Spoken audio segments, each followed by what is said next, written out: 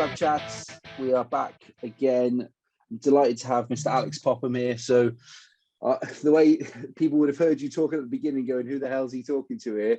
Mr. Alix Popham, you are head for change, Hub 15, loads of charity rides that you mentioned just now, ex-Wales International, Brive, Scarlets, Leeds, Newport. There's probably more in there. Well, obviously 33 caps for Wales. Thank you so much for coming on. I appreciate you are mental busy. What's new? You just mentioned about all of the cycling and charity rides and Ironman that you're going to be doing. But I suppose, what's life been like for the last 3 to 6 months in the whirlwind that is your world at the moment? Yeah, it's been very, very busy. But just trying to, most probably the wrong words to use, but tackle this in a positive light, really. And why I'm doing this is to make a difference. I love rugby.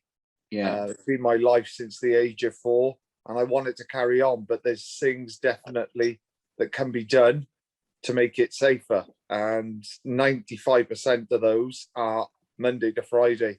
What teams do, or hopefully don't do, and that's a big thing for what we're trying to do. It's been setting the foundation up, which I'm a trustee, my wife is as well, and 2 others, Judith Gates and Sally Tucker, who are from the football world. And it's just to make a difference and people to join and be part of the solution.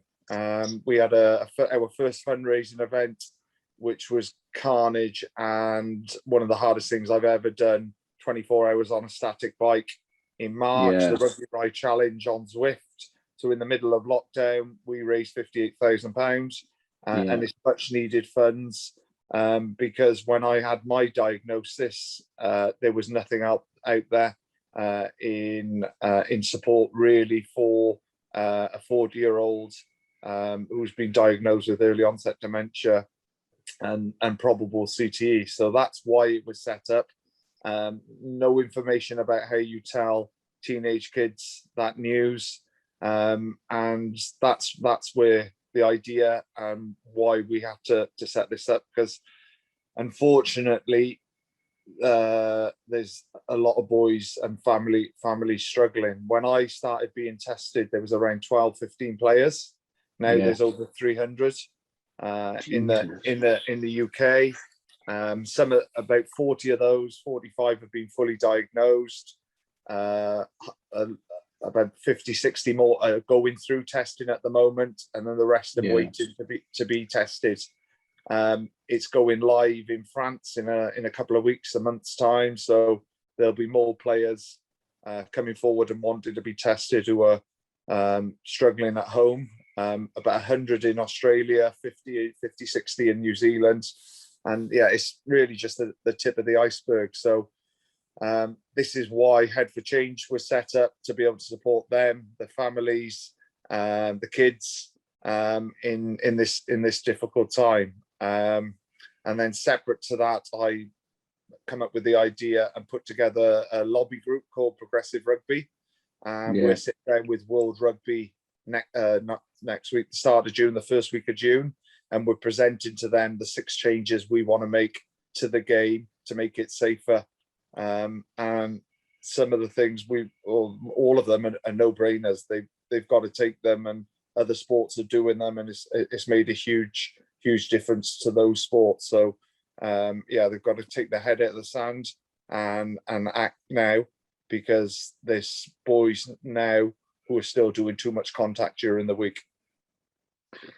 There's a lot to digest there. I mean, most people, I hope, would have seen or heard some of the stories in the press, so it's not brand new to them. But could you just give a whistle? I don't mean this in any disrespect, just a whistle top about dementia and just how it's affected you personally, so that people can understand that. Because I read that a doctor told you've had, they reckon, over 100,000 subconcussions. And back when I'm a few years younger than you, but when I was growing up, it was unless you were puking or wobbly all over the place, you just stayed on the pitch. Yeah. And it was smell this, bit of water on your face, magic sponge, come on, are you a man? Fucking wise up, man up, blah blah blah. Yeah. And that was the attitude. Whereas we can obviously tell now that that was the wrong way to go about it, but it was just a different time. No one knew any better. So how is it? It was a different time. The people who were putting the magic sponge or the sniffing salts under the nose, maybe not a know better, but there were people who knew better and knew that concussions, sub-concussions weren't good, but didn't put the right practice from the top and filter that down. So that's what we wanted. Things were known. Yeah, I was most probably in denial. I got my diagnosis April the 16th. We call it D-Day. I've got notes here just so I'm making sure I've got the right date. So yeah, April 16th was D-Day. I first went to the doctors the September before, after getting lost on a bike ride. I was saying it was just stress from work. It was stress with the kids, other things, and making excuses really of the symptoms why I was struggling. And that was terrible short-term memory, concentration, losing my train of thought in a conversation, really struggling in a group situation. You and I talking now is perfect because it's one person talking at a time. But if I was in a board meeting or a dinner party or in a coffee shop, trying to filter that background noise out to listen to the conversation or multiple people talking at once, I was coming out of there thinking, what was all that about? So I knew there was something definitely wrong. Losing my temper over things. I'm a laid back person. As long as I eat and can train, I'll go with the flow with most things, but was just losing my temper over things that I should never have done. And I knew there was definitely something up. And my wife Mel, she picked up on this a few months before I actually went to the doctors. So went to the doctors in September 2019, and that's where the testing started really, and had 6-7 months of really detailed testing and had the diagnosis. But when that came in, and obviously it's terrible news. We had two choices as a family of what our legacy was going to be, and trying to think positively with this. Let's try and make a difference, not just to my life, the kids, Mel's life. There are lots of other people in the same situation, and that's what we wanted to do. And that's where we drew a line in the sand and decided to be part of something I think very special that's going to keep the game we all love in a good place, or in a much better place. It is a contact sport. There are going to be injuries, there are going to be concussions, but let's control the controllables, and the things, the changes we want to make is what happens majority off the pitch. How does it affect your day to day? Like, do you have to put certain structures in place now so that you don't? My life is literally, I've got and since the diagnosis, there's things that I've done to be able to manage. So like I said about filtering out noise, any conversations I have now with the kids, with Mel, the telly's off, there's no background noise, there's no shouting up the stairs, everything is done face to face. I've got a diary with half-hour slots that is my day. So even things from, because I was going out of the house and I'm a clean freak without brushing my teeth because I forget to brush my teeth. So brush my teeth, CBD oil, jump in the hyperbaric chamber, have breakfast. Literally everything is itemized and to the half-hour slots. And they're all things that we take for granted. Like, I wouldn't think twice about shouting up the stairs to my missus, like, oh, can you bring this down? Or I can't imagine. What it's like. Exactly. But it has made a difference, because then what would happen if we were shouting up and down the stairs or telly was on, only half the information would go in. I'd miss something, which then would cause an argument, and just things are a lot better. Changing my diet, cutting out alcohol completely from not from my diet, but consuming alcohol, Mediterranean diet, all the different therapies that I'm doing, that some unbelievable generous people have offered me, and just trying to be positive with everything that we're doing. It's not perfect. Life isn't perfect, but it's a lot better than a year ago or 14, 16 months ago. I suppose that's due to knowledge and the understanding of the situation now. But what is it about rugby players or professional athletes that they can turn these potentially perceived negatives into positives? You've got a smile on your face. How have you got that? Like, because other people would fall and it would be the end. I've always been that way in a positive mindset. Do you know what I mean? There's always people worse off than you, no matter, even after having this diagnosis. And we just take each day at a time. And do you know what I mean? We've got, I'm got a roof over my head. There's food on the table. I'm able to exercise. I'm able to spend time with the kids. Lockdown's easing, so we can get out a bit more and see people. So many things on your doorstep that you should be grateful for and are free. And just get out and do it. And you I think if you, and thankfully, and there are some boys in different situations to me, I don't suffer with depression, or if a negative thought comes into my head, and this was most probably from my sporting days, I flip my thinking straight away, because that can snowball and then just eat you up. So I try not to think too much about anything, unless it's life or death, or things like that. You can't let it eat you up, even in those situations. My granddad passed away before Christmas with COVID, and we weren't allowed to see him a lot leading up because he was in a home. But things like that can eat you up and do eat people up. But all we think about is he was an amazing granddad. He was 90. He had a hell of a life. Good innings. And a great innings. He was 1 of 10, and the stories and those memories, and think of the positive things off the back of that. And that's what I'm trying to do with everything of what life has given me. I've got so much respect for that. I absolutely love that. And I feel that I've said it on other podcasts with some of your former teammates as well. Like, if people could bottle that up and sell it, you'd be a multi-millionaire, because I feel it's just that attitude could help so many people. And that's the thing that I'm not an expert, but I'm a hell of a lot more knowledgeable now with concussion. I always thought concussion was when you were knocked out cold. 90% of concussions where you're not knocked out. So when I was seeing stars more or less every day or every other day in training or games, and you would just have sniffing salts, that's a concussion. That's a subconcussive hit. And each one of those is causing a little bit of damage. So with all of this, it's helping me, it's helping others. What we're doing with the foundation and the people, the experts in this area in dementia, this is not just going to help rugby boys and the families.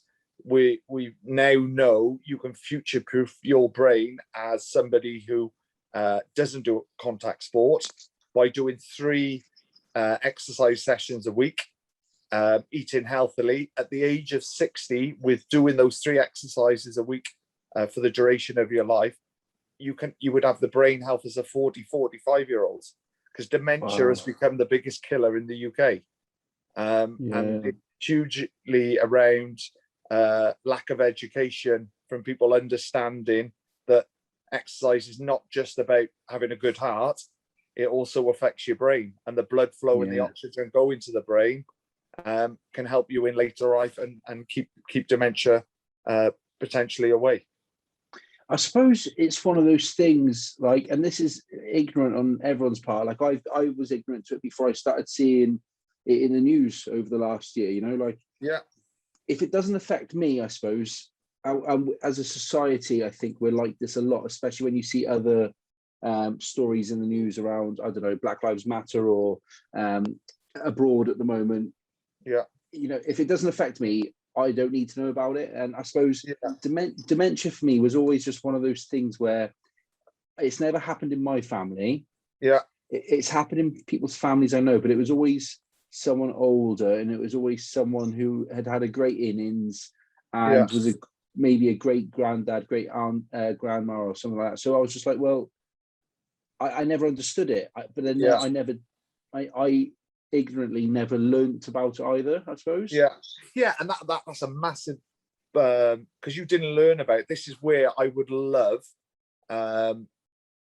just as important as having your maths GCSE, your English GCSE, there should be a subject that is compulsory, that it's not a choice subject like PE, but has all about your diet, exercise, because I think if you get those foundations right and it's put in the same brackets as maths and English, think how much healthier we would be as a society. Completely.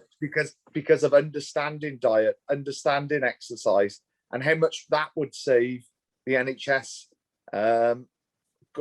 going forward with lots of different diseases, that not just dementia.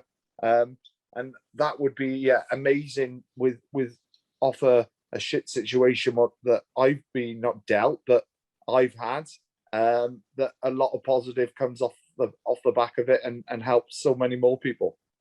I completely agree, pal. And I know you can't talk about the legal side of things and, you know, the implications or anything that's going on with that. So I don't want to get into that at all. But, you know, with like the progressive rugby and, you know, the changes, like what are you hoping will happen? And do you genuinely believe that you can affect change now, or are you just starting something for anyone else to carry on? No, definitely. We've got a meeting, progressive rugby. It's every stakeholder in the game. So we've put together the British Lions of medics in the world, in the UK, who love rugby, but understand where we are now, it can't carry on.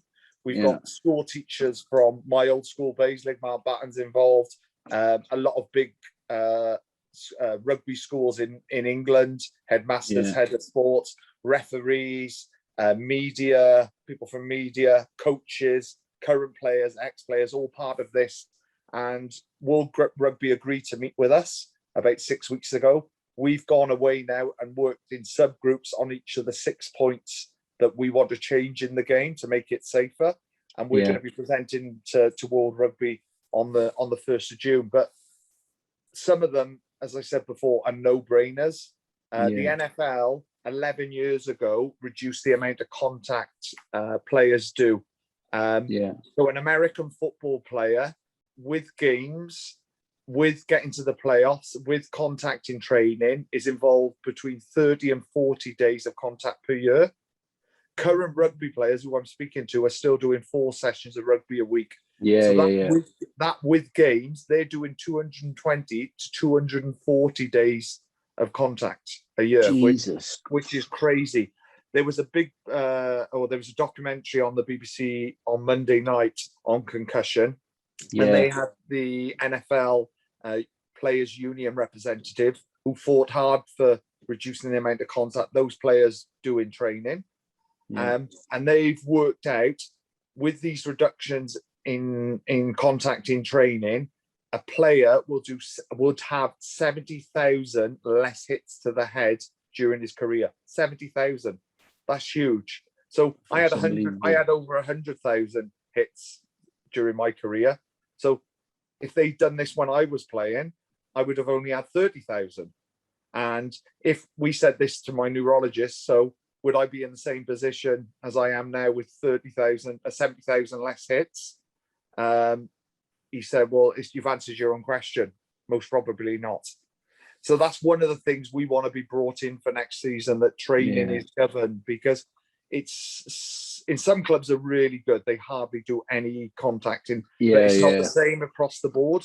You've got some old school coaches who still use, if you play crap on a Saturday, they'll use it as a punishment that you're doing full matter jacket on the Monday, Tuesday, just to make you tough and toughen you up for the following week and make you learn your lesson because you missed 10 tackles.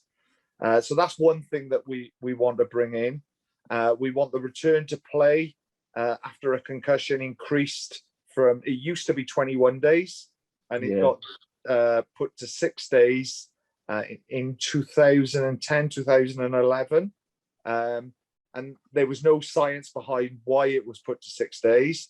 The reason was, and this happened to Johnny Sexton 3 times this season, you take a bump on a Saturday and fail a HIA, you can play the following Saturday. So it's a commercial decision to have the best players on the pitch. So the AFL... Sorry, on that then, and I don't know this, I've never really asked anyone, but do they have to then pass concussion protocols to play again the following week? They were, but a player, and players feel under pressure to say they're symptom free. Yeah, okay. Because they want to play. Yeah. The physio wants to get them back playing. So everyone's talking to them, and I'm speaking to players who do feel this pressure, and coaches want their best players on the pitch. Of course, so if it was increased, even if it was increased to 8 days, it would give a 2-week window from the game they got knocked out in to the game they would play after. But at the moment, they're saying, I'm symptom free, and they go and play in the following week, 7 days, 6 days later, or 7 days later, and play in that game. If it was increased to 8 days, it would take that pressure off the players, most importantly, the medical staff and the coach, because they know they failed that HIA. They can't play for minimum. We want to take it back to 21 days. But even if we get 8 days, it's a massive improvement. The AFL last month increased theirs from 6 days to 12 days. Okay. So it's going in the right direction, and fingers crossed World Rugby agree and with this and put this in place. We also want MOTs for players. So every year, or when you get your first contract, and then annually after that, you would have a full body medical check, but included in that would be a DTI scan of the brain, and not an MRI, a DTI, diffusion tensor imaging. And because an MRI on my brain picked up a couple of white dots, but the DTI was the scan that showed the 5 areas of damage. So that's what we want brought in, and we'll pick up any damage on players annually, which, like boxers, they wouldn't be able to have their license or will be able to play unless they've had the all clear on that. We also want to set up a fund, and this could be taxes on tickets or profits from unions, World Rugby, World Cups, that goes into a pot that can support players who are suffering with neurological damage, but also other areas of damage to their knees, shoulders in retirement, that can look after them, because players can't, not all players were earning 200, 250 grand a year. Some players played 10 years and earned 30 grand a year. Do you know what I mean? And retired, and now they can't walk, they can't afford a knee operation, their backs are in bits. So that pot would look after players in retirement, which I think would be a really good thing to have for everybody. So yeah, everything we're doing is all for making the game safer, and the majority of it is during the week. So it's exciting times. Hopefully World Rugby is just not a tick box exercise for them to go, we've met progressive rugby, tick, and don't take any action. The things we're talking about, the people involved, the experts who are involved in what we're doing, they've got to listen and take notice and make these changes. It's absolutely mental. Like when you were talking, and I thought about, I don't know if you remember, in rugby league there was a guy, I think Danny Jones, I think his name was, and they never screened for heart conditions, and he passed away. There, and on that, they didn't do that when I was playing in the UK. They didn't do it obviously with Reece, and Reece's problems weren't picked up. But when I played in France, you couldn't get your license to play unless you had a full heart test. So I've got a heart murmur. I've had that since birth. It doesn't affect me, but they picked up I had a heart murmur, and I had to go for an extra test because they picked that up. So just as important as the heart is your brain, if not more. Yeah. It's more important than your brain. Your brain is, because it controls everything. That's why we want these scans and the correct scan put in annually for players, because players like Johnny Sexton, like Josh Navidi, like James Davis, who else is struggling with concussions, Rob Evans, Patchell, Lee Halfpenny, all these boys have had concussion problems. They're only being sent for an MRI at the moment. Not one of them has gone for a DTI, and which is the scan that picked up my damage. I hope it's brought in, because yes, they're rugby players and it's a job, but more importantly, they're people, they're husbands, brothers, sisters, sons, daughters, obviously in the women's game. And then they're a long time retired. So yeah, of course. By the time they've retired, average age of retirement is 32, something like that. They got 2/3 of their life left. So yes, it would be a terrible situation if a superstar or anybody had to retire at 25 because of having damage to their brain. But at least it's been picked up then, and they haven't played for another 10 years. Yeah. And had more bumps, which is only going to make it worse. So it's definitely better knowing. Yeah, and like with this knowledge now, it does seem like, I know a no-brainer is probably the wrong pun to use, but yeah, use it. Chuck it in. It does seem like it should be common practice. But then, is it not because rugby is now a business and it's expensive and people don't want to be held liable or accountable? Like, I don't know why. Well, for not doing it, then they're not putting the duty of care in place. Sending boys for the wrong scans, just to say, tick, we sent them for a scan. An MRI would only pick up, and I'm not obviously an expert in this, but only would pick up severe damage. The DTI goes into more detail and is the correct scan to use for overall picture of the pathways and things like that. It's wild. Like you said, some clubs have adopted a better approach. I'm friends with a couple of lads in a couple of the English Prem clubs, and some of them have adopted, the crash mats for doing some tackling practice on, and less contact sessions and stuff. But I completely understand that. I mean, I saw a video the other day of an American football.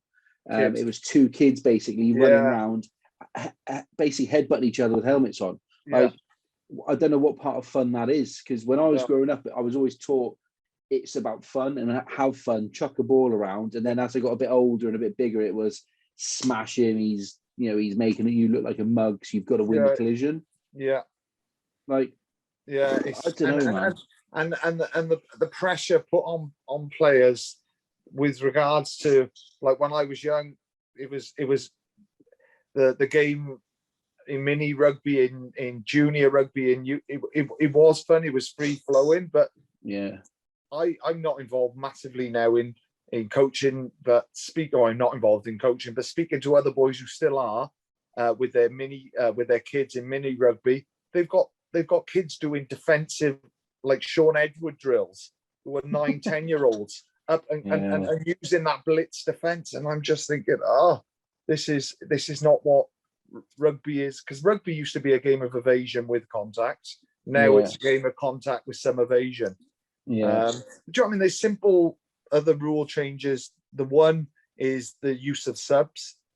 We want, and this can be trialed in lower leagues before it comes into top flight rugby, but we want subs to only be used if there's an injury, and that would mean players would need to have to last the full 80 minutes, so that they would be leaner, fitter, and not bring, as South Africa did in the World Cup, 6 mutants on to play against tired players, where there's bigger for the full duration of game.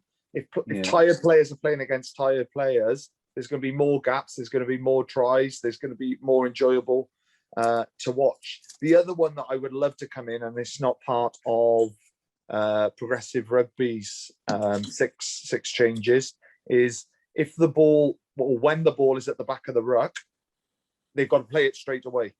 It's not allowed to stay in. At the moment, it's 5 seconds. And what that does is, yes, let your attack get into position, but also the defense. So you're running at a brick wall. So if the ball was there, you would have to get rid of it, pass it, run with it straight away. You've literally got 1 second, which then you'll be running at gaps and not an organised defence. Yeah. So I think that could be brought in and again trialled, and it's going to be a more enjoyable, faster game to watch, which we all enjoy. Yeah, 100, and you would have to. The ball in play would be far greater because, well, I suppose it's still in play even if it's in a ruck. But the fact that the meters would just increase massively, I would assume. Which you like you said, leaner, fitter, more exciting, dogleg defenses, probably more options in attack.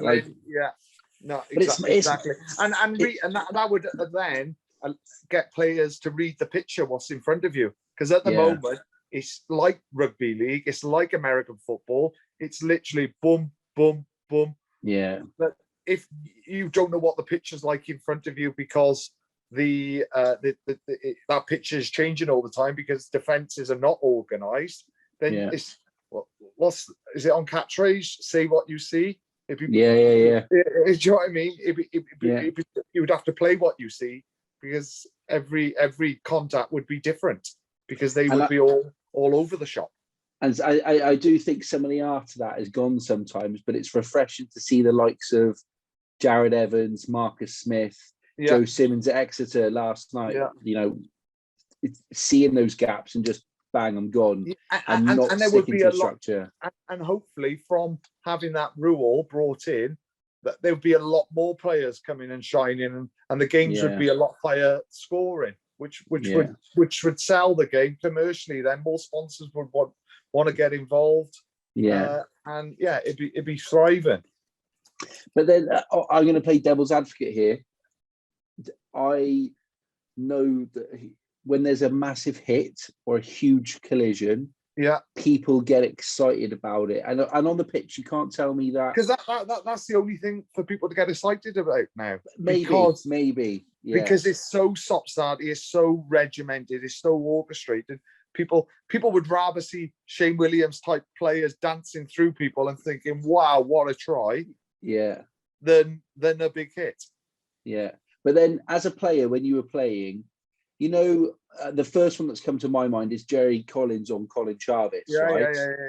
That does lift a team. So as a player, you can't tell me that you didn't get a buzz off that. That was my game. That's what I was good at. That's what, do you know what I mean? I was told from a young age to do.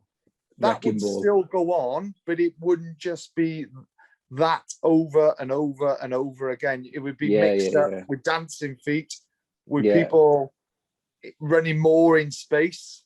Like Jamie Cudmore is a good friend of mine who's struggling himself and has with concussions. He coaches the Canadian national team, and he coaches for his players to look for light, look for space. So players are not running directly into players and having that collision all the time. So that's not going to happen overnight, but rule changes, like when it's at the back of the rut, they've got to play it straight away, would make the game a lot more enjoyable to play and to watch. I obviously this year with watching the games, you know, there's a lot more yellow and red cards for those head collisions, which some people will say the game's gone soft. Other people will go good because it elongates players' lives, not just careers, but lives. Have you guys spoken to like the NRL much or anything? Because obviously that was famous for shoulder charges and huge collisions, and actually now they've started to bring it in as well. All governing bodies are picking up on these problems, and it's good that it is. And again, I think what is happening in match days is improved massively from when I was playing, and from when the game went professional. It is going in the right direction, but that game is only 10% of a player's career. That's the contact that they do in a game day is only 10% of the contact overall. So 90% of a player's contact during their career is done in training.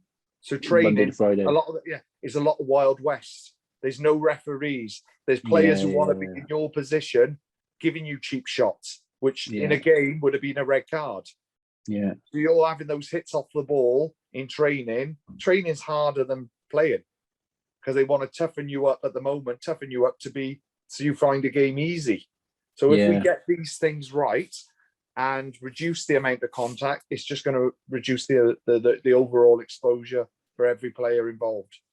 Good. I hope it comes in. You know, there's obviously a story for it that it needs to happen. Like, I hope they listen. It seems, you know, this is obviously your side of the argument here. It'd be interesting to see what they say and what their response is, whether it's in favour or not. And if not, there's got to be some fucking good reasons why not. We're in with Progressive Rugby, working with the governing body, not the governing bodies, the players' representatives, the unions for the players, and they put out surveys to their members, i.e., current players, and they're all in favour of what we're suggesting. Class. They want training reduced, the contact training reduced. So it's got to happen. I hope so, mate. I hope so. You know, when you look back on your career now. So, you know, played for some class teams, like I said, Newport, Leeds, Scarlets, Breve, obviously captain at Breve, Wales, you know, was it 33 caps, rugby, you know, that 2003 Rugby World Cup, it was, that England game was almost there, or you know, didn't quite happen. But when you look back on that, how does it make you feel now? Because I know that you've said previously you can't remember everything and vivid bits about it, but what... I'm proud of what I achieved. Yeah. I wasn't the most, and I'll put my hand out, I wasn't the most skilled of players, but I was a committed player and I trained hard. That's why out in France, or all clubs that I played for, the fans liked me, because no matter what game it was, or if we were winning by 20 points, 30 points, or losing by 20 or 30 points, you knew what you were going to get from me, and that was a committed, hard player. And I look fondly on what I achieved. I can't remember a lot of it and detail of being in stadiums, playing in games, and things like that. But again, I don't want to think about that too much. If people ask me that question, I'm honest with it. But if you start thinking about that, because that's negative thoughts, I don't want that to creep in, and I'm not. It is what it is, and I just accept it and move on. Are there still fond memories you've got of rugby though, so that it isn't just a blur, but there are a couple of things where you go, that was class. I do remember that.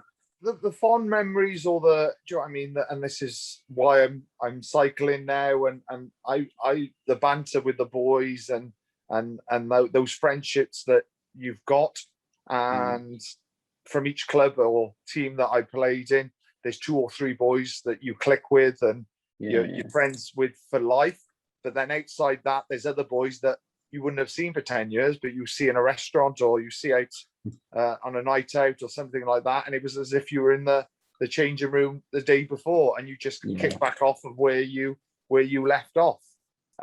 So those and that's the special thing about rugby and the rugby family. Those bonds are never broken, and may that continue forever. Just with the safe approach of what we're trying to do.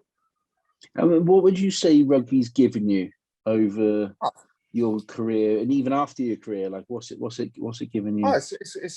It's the biggest part of my life. With everything is a connection to I would say 95% of my connections, friendship groups, business, every little thing is rugby connected. Even if you go on bloody holiday, you end up, people either think I'm a rugby player or a wrestler. So you get talking about rugby, even if they haven't got a clue what rugby is, and they're from, you start explaining it and things like that. So the conversation's never far away from rugby, and I'm buzzing for the Lions. And I obviously Wales winning the championship in the Six Yeah. Nations is brilliant. We just want to make it safer for current players and the future generation, so mums and dads feel confident everything is being done for the protection of their sons and daughters, and the game can carry on in a much better place. I love it, mate. What are you, so just again, for people who might not be familiar with what you're up to sort of day to day, give us a quick lowdown on sort of Hub 15 then as well, because you've obviously set that business up. And so Hub 15 is a company, and then I use my my skills that I have got from rugby with regards to, I know what I'm good at. So I was never going to be an outside half. So I look with the company I've set up, there's people with better skills in certain areas that we've come together as a team to drive the company forward. Obviously with COVID, we're just treading water at the moment and waiting for everything to be a bit more relaxed so we can open up. But we use sports stadiums for people to work from. So it's a desk with a view overlooking the pitch, overlooking the racetrack, and it's building a community of like-minded people in lots of different business sectors to work together, collaborate, and enjoy their time working from these great venues. And it's just a change of scenery from working from their home. So we are in Alix Stadium in Cardiff, Ascot Racecourse, and we're just about to launch in Twickenham. And in the pipeline are Lords, the Oval, Chelsea, Edgbaston. So a lot of other venues will soon be on board with us as well. So exciting times. I think COVID has, with regards to big corporate companies realizing they don't need the big fancy offices in the city or as big, they may have a satellite office in there, but allowing their staff to work from home more, and then potentially using Hub 15 1 or 2 days a week for their staff to get out of the house and work near home, not work from home. Class, mate. Hey, look, so I've obviously seen you on LinkedIn, and I know the guys down at the Swaylick as well. Like it's class. So fair play to you, pal. Like, where can people find you then and Head for Change, and what have you got coming up next? What's the future hold for you? Head for Change, what we're looking for, we've got community heroes. We've got people already approached us who are fundraising for us. They've gone off and organised their own fundraising events. Now COVID's relaxed a little bit. They can do curry and a quiz or a barbecue, and just fun things, activities. They can set their own challenges. So the website for that is headforchange.org.uk. Please sign up to the newsletter. Please get involved. Follow us on Twitter, Instagram, and LinkedIn, Facebook. And we're just building a community of people who want to be part of the solution and want to drive forward these changes and support families, ex-players from both rugby and football. It's an exciting time. Lots of things going on with the parliamentary inquiry as well. And they're looking into concussion in sport. So the media is on our side because everybody can see we're doing this for the right reason and to make positive change. But a players-centered approach is what we want. I love it. I genuinely hope that things fall in your favour over the next weeks and months in terms of conversations with governing bodies, Parliament, and everything that you're doing, pal, because I can see you're passionate about it. I can see the benefits of just the longevity of people's lives, livelihoods, their home living, their careers. And this is not just professionals. This is all the way down to grassroots level. So we want to bring in an exam or a certificate, because at the moment when you do your coaching badges, you read a paragraph on concussion. That's it. So we want a full-on day that you know, like when you do your driving theory test, until you pass that, you can't go in the car and drive. So we want people to be able to pass this concussion test so they understand it, they know the symptoms, they know what rest players need to have. And then from that, they go on to do their coaching badges, but they really, really understand that and what needs to happen after somebody has a concussion in any sport. But obviously we're concentrating on rugby and football. And if we can get that passed, then a lot more people are a lot more knowledgeable in this area, and everybody will be in a lot safer place. I hope it happens, mate. I hope it happens. Yeah. Like, good on you, pal, for not fucking like letting it get you down. I've read and I've heard you talk. There were dark days, but I've got nothing but respect for you, mate, for turning that around and being the change you want to see. Yeah, definitely. That's what it's all about. So sign up to the newsletter and get the challenges, whatever challenges you want underway. We're doing for July. It's 55 years since England won the World Cup. Yeah. So we are doing, and half the England team unfortunately have passed away with dementia. So we're doing a fundraising month, and we're calling it Honour Our Heroes. And we're getting schools involved, football clubs, rugby clubs, anybody who wants to be active during July, and doing charity fundraisers for Head for Change.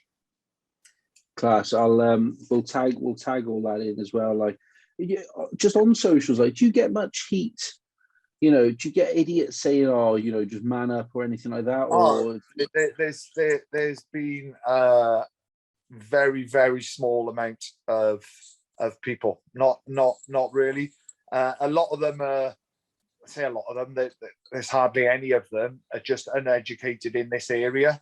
They don't know what has gone on, what the governing bodies knew, it's just there's no point going back. There was an ex-player, I will mention his name. We signed up for this. No, we didn't. We signed up for wrecking our bodies. We knew our you knew your shoulders, arms, backs, knees would be in a bad way in retirement, because you saw that as a kid when you were in the local rugby club with ex-players who walked with a limp because of playing. You knew that, but nobody had any idea that your brains would be affected from playing rugby. But on that, saying that you knew that would happen, none of us at 20 or 21 think that we'll be the one that has to limp around after rugby, because no one ever thinks about injuries. It won't happen to me until it does. And like I said earlier about being ignorant to the situation, I never went out to worry about whether I was going to get injured or not, because if I did, I would end up getting injured. So, but you always knew that there was a chance that you knew there's a chance. Where you pop your shoulder, people have bad knee injuries, people break legs. You knew that, and you just didn't know your head would be affected. Nothing was told. There was no education around it. And like as you said, here's a magic sponge. Here's some sniffing salts. Crack on. And when I was I was talking to my mum earlier about this. At one stage, when I was like 18 to 21. I was playing in Welsh schools under 18s, Welsh youth under 18, Welsh FIRA, Welsh under 19s, Wales under 21s, Newport. I was playing for 5 or 6 teams in one season. So every day of the week, I was playing for one of those teams, training for one of those teams. Every team was doing their own contact sessions, scrum sessions, line out, driving mauls. So I was just having battering after battering after battering, because that's what you did. And if you wanted to make it, that's what you had to do. And back then, there was probably no regard for health and safety like there is now. And also as a person, I would imagine in rugby culture, probably drinking a lot more. You're not drinking anymore, but probably drinking and not looking after your body as much. And but all that stuff as well. It wasn't... We were, when we played rugby, it was more planned that it was most probably once every 3 months, once every 6 months that you did go and let your hair down. It wasn't, but it was, do you know what I mean? You were going out and enjoying yourself. So Yeah. I was never in the, do you know what I mean? There's some boys had a Sunday club and things like that. Yeah. I never got involved in that, or Yeah. I was so like dedicated on the next prize. But when there was a break of a couple of weeks, then you did let your hair down, or if you got to the Europe, we got to the European semi-final. After that, yeah, we did. We didn't have 2 weeks for a game, but it was always planned. So, yeah, in that respect, I was quite dedicated. Well, very dedicated on my diet, on how much I drank, and it was hardly ever. But when you did, you let your hair down. No, but that wasn't the same. That wasn't the same for everybody. Yeah. Well, I just hope that out of all of this comes knowledge. Like I've learned today, I've learned more today than I had done, previously. So I hope that people listening, if they're worried about it, go and get tested, go and get a test, speak to your GP. I'm sure you get messages all the time from people asking questions and inquiring and how you felt and if it's the same and stuff. So the more we speak about it, the more normalized it'll become and not so taboo. And that's what we all want, because we want to see good, healthy, fit sports people. Yeah. But we don't see their day-to-day after. And we, the lads I know, Navidis and people like that yourself, I just want you to live fucking happy, decent lives, because once you're gone from rugby, it won't keep looking after you. No. So you've got to do what you need to do now to make sure that the rest of your life is as good as this bit. Definitely. You're a good man, mate. Thank you so much for coming on, Alex. No worries at all. Thank you for having me. And hopefully in 12 months' time, we can have an update and the changes have been made. And we're fighting another battle. I'd love it, pal. Like, we haven't even really got into the rugby today and anything like that. Like, it's been so inspiring just to see how you've taken what could be perceived to be such negative and turned it around and making change for other people. And obviously yourself, but for other people at all levels of the game. So fair play to you, pal. Brilliant. It's all good. Hey, look, I just want to say big thanks to everyone that downloads, subscribes, rates and reviews. Tiny Rebel normally give me a load of beers, but because it's 11 o'clock in the morning, I thought I better not crack into them yet. I got work to do. Check out catflapchats.com for our merch and our back catalogue, our sponsors. And yeah, Alex, thank you so much, pal. Just on that, you were talking about your merch. You can go onto our website. We've got some wicked gilets, hats, face masks, t-shirts, training gear. Please get involved. All the profits from the merchandise goes towards the charity. So start wearing our kit around. It'd be much appreciated. I'll tag it all in, pal, as well. And if you want to send me some pictures or whatever of the various different bits of merch, I'll put them all into the post on social media as well. All right, mate? Wicked. Legend, buddy. Appreciate that. Hey, Al, look after yourself, mate. And hopefully we catch up in 6 months' time and there is some real change in the game. Definitely. Thank you. No worries. You take care, pal. Ta-ra. Bye.